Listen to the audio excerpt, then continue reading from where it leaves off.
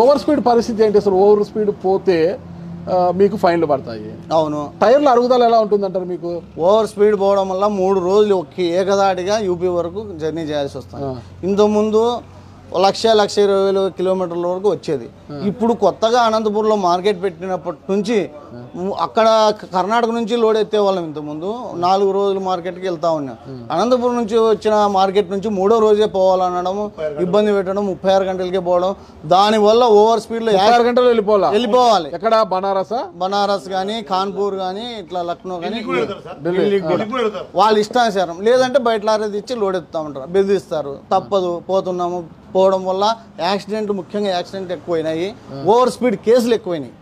తర్వాత టైర్లు, ఇంజను అన్ని అరుగుదల ఎక్కువైపోయి దానివల్ల కూడా చాలా లాస్లో నడుస్తూ ఉంది. మా పరిస్థితి ఇట్లుంది. మీకు కావాల్సింది ఈ గ్రీన్ ట్యాక్స్ కావచ్చు, ఓవర్ హైట్ ట్యాక్స్ ఫైన్లు తగ్గించి ఓవర్ హైట్ దానికి సంబంధించి ఇప్పించాలి.